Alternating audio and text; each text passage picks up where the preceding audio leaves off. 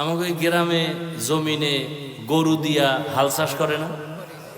পিসাবরা করে না? সাধারণ শিক্ষিত না, নামাজও নাই, বেনামাজি। এই গরুরে নিয়ে যখন চাষ করতে যায়, হাল চাষ করতে যায়, গরুর লগে কথা কয় না? এই গরু দাঁড়া, দাঁড়ায়নি, গরু ডাইনে যা, যায়। একটা বেনামাজির কথা যদি গরু শুনে, আল্লাহওয়ালার কথা বাঘ শুনবে না কেন?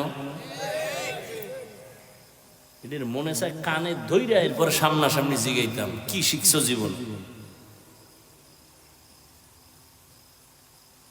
মানুষ দামি না বাঘ দামি? সহজ কথা বুঝেন না কেন? তো মানুষ যদি দামি হয়, মানুষ আল্লাহর গোলাম, বাঘ মানুষের গোলাম। আপনার কথা বাঘে শুনে না কেন? আপনি আল্লাহর গোলাম হতে পারেন না, হন আপনার কথা বাঘে শুনবে। মহিলারা মুরগিরে খানা দেয় না সকালে? সন্ধ্যাবেলা হাঁসেরে ডাকে না? হাত দিয়ে ইশারা দিলে আইনি, মুরগিরে ডাক দিলে আইনি। একটা মহিলার কথা যদি মুরগি আর হাঁসে শুনে, খাঁটি আল্লাহওয়ালাদের কথা গরু বাঘ শুনবে না কেন? আমি এমনি এমনি কইছি কসম খাইয়া, যারা ওলিয়া উলিয়া মানে না, ওরা কোরআন মানে না, বুখারী মানে না, ওরা ভণ্ড। আমি এমনি কই না, কসম খাইয়া কইছি। এটা শক্তি আছে, পাওয়ার আছে, এই জন্য বলছি। ওদের যারা ভণ্ড বলবে না, তারাও ভণ্ড। আমি কত কঠিন ভাবে বলছি, আপনি বুঝেন?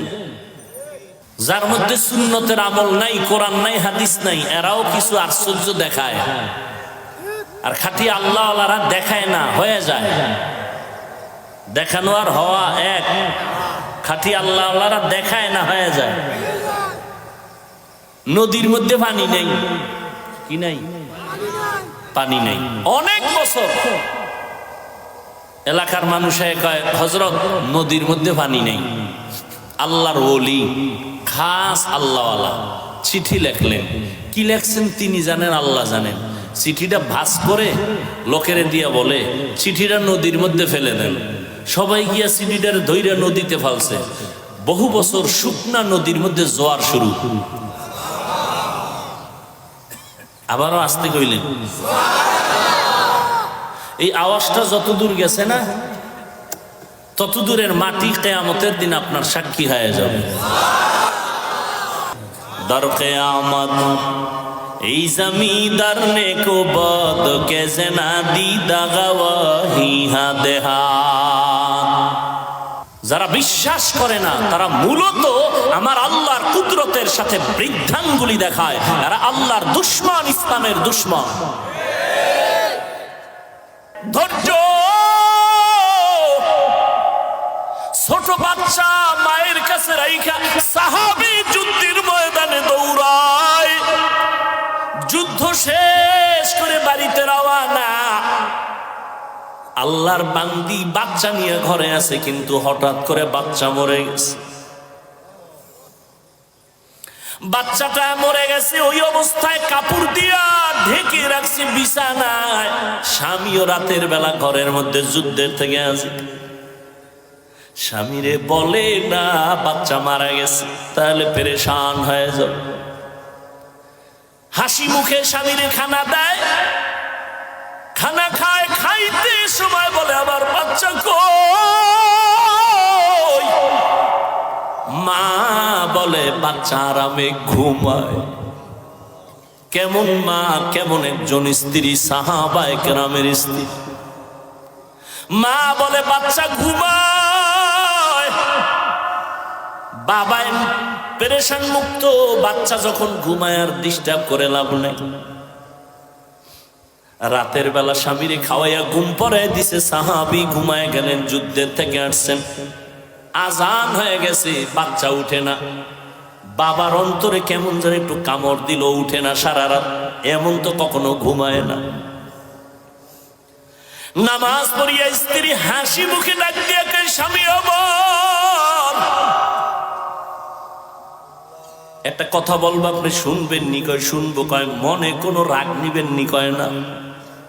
আপনার কাছে কেউ যদি কোনো একটা জিনিস আমানত রাখে, আপনি রাখবেন নি? কয় রাখবো। কয় যদি আবার সময় মতো চায় দিবেন নি? কয় হ্যাঁ দিব। কয় কষ্ট পাবেন নি? কয় পাবো না। স্ত্রী ডাক দিয়ে কয়, স্বামী, আমার এই বাচ্চাটা আল্লাহ আপনার আমার হাতে আমানত দিয়েছেন, আল্লাহ সময় মতো নিয়ে গেছে। বাচ্চাটারে আল্লাহ নিয়ে গেছেন, দুনিয়ার থেকেও বিদায়। আল্লাহর বান্দা একটা চিৎকার দিয়া বেহুশ হয়ে পড়ে গেল। রে বিবি, মনে যতই দুঃখ, কিন্তু শুকর আমার মালিকের এমন একজন ধৈর্য ধারণকারিনী বান্দি আমি পাইছি। রে বিবি, আমার মন বলে তুমি জান্নাতি হয়ে যাইবা, আমারে কথা দাও, জান্নাতে গেলে আমারে নিয়ে যাবেন। ধৈর্য। জাবের রাদিয়াল্লাহু তাআলা আনহু গিয়া বলেন, ও বিবি, তিনজনের খানা নবী শুনছেন, কিন্তু সবাই রে দাওয়াত দিছেন, এখন কি করি? এই কোনো টেনশন নিও না। নবী জানছে, কয় জানছে, যাই না কইছে, কহ কোন টেনশন করিও না। রহমতের নবীর জবান মুবারকে যদি বলে, কোনো পেরেশানি নাই। মাথার বোঝা বিবি নামায় দিছে, কোনো টেনশন নাই, দৌড়ে গেছে নবীর কাছে। নবী কয়, জাবের টেনশন করতেছো, পেরেশান হয়ে গেছো, যা বাড়ি যা, স্ত্রীকে যাইয়া বল গোশত পাকাইয়া ঢাকনা দিয়া রাখতে বলবি, ঢাকনা যেন উঠায় না। রুটি বানাইয়া জাগায় পেয়ালায় রাখবা, ঢাকনা যেন উঠায় না। আমি নবী নিজ হাতে আইসা ঢাকনা উঠাবো। ধৈর্য। রহমতের নবী আসলেন, শত সাহাবায়ে কেরাম নিয়া লাইনে বসাইলেন। বলে, তোমার গোশতের পেয়ালা, রুটির পেয়ালা সামনে দাও। নবী নিজ হাতে ঢাকনা উঠাইয়া রুটি একটা লয়, একটু গোশত দেয়, বড় বড় রুটির মধ্যে গোশত দেয়, আর লাইনে লাইনে দেয়, খাও খাও, সবাই খাও, সবাই খাও, সবাই খাও। শত শত শত শত সাহাবারা পেট ভরে খাইছেন। এরপরে নবী কয়, পেয়ালার মধ্যে একটু গোশত আর রুটি আছে, তোমার বাসায় বউরে দিয়া দাও। জাবের গিয়া ঘরের মধ্যে ঢাকনা উঠাইয়া দেখে, আগের রুটি আর গোশত মোটেও কমে না। সাহাবায়ে কেরামদের ইতিহাস পড়ো, কত কষ্ট করে জীবন চালাইতেন, তারপরও হারাম খাইতেন না। আমার নবী যদি দোয়া করে বলতেন, বহুত পাহাড়ের স্বর্ণ বানাও, আল্লাহ বানায় দিতেন। কিন্তু আমার মায়ার নবী নিজে কষ্ট করে করে দাওয়াত দিছেন, পেটের মধ্যে পাথর বেঁধেছেন। খন্দকের যুদ্ধের প্রস্তুতি, পূর্ব প্রস্তুতি, গর্ত খনন করতেছেন। জমিনটা পাথরওয়ালা, ঠাডামাঙ্গা রৌদ, এর মধ্যে নবীও কাজ করেন। দুশ্মনের মোকাবেলা থেকে আত্মরক্ষার জন্য গর্ত খনন করো, মদিনাতুল মুনাওয়ারার পাশে গর্ত খননে নবীও কাজ করেন।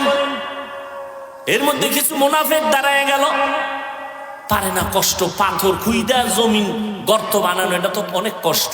মুনাফিক কিছু আইয়ে কয়, নবী, আমার বউ অসুস্থ, আমি কাজ করতে পারতেছি না, বউরে পাহারা দিতে হবে।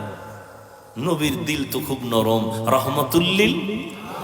নবী ছুটি দিবেন দিবেন ভাব। আর এক সাহাবী কয়, আমার বাড়ি পাহারাদার কেউ নাই, ছুটি দেন, তাড়াতাড়ি যাব। নবী ছুটি দিবেন দিবেন ভাব। জিবরাইল আমিন আইয়া আল্লাহর আয়াত শুনায় বলেন, নবী জানায় দেন, এরা সব মুনাফিক, এদের দাবি সবগুলো মিথ্যা। কিছুক্ষণ পরে আবার কয়েকজন সাহাবা নবীর সামনে জামা উঠাইয়া পেটটাকে দেখায়। নবী দেখেন, আমি ক্ষুধার যন্ত্রণায় একটা পাথর লাগাইছি, পেটে বাঁধছি, ক্ষুধা সইতে পারি না, গরম, আর কান্দে। নবী কয়, ও তোমরা মনে করছো আমি খুব আরামে খাই না? নবীও জামাটা উঠাইলেন। নবী উঠাইয়া কয়, দেখ, তোমরা পাথর বাঁধছো একটা, আমি মুহাম্মদ পাথর বেঁধেছি পেটে দুইটা।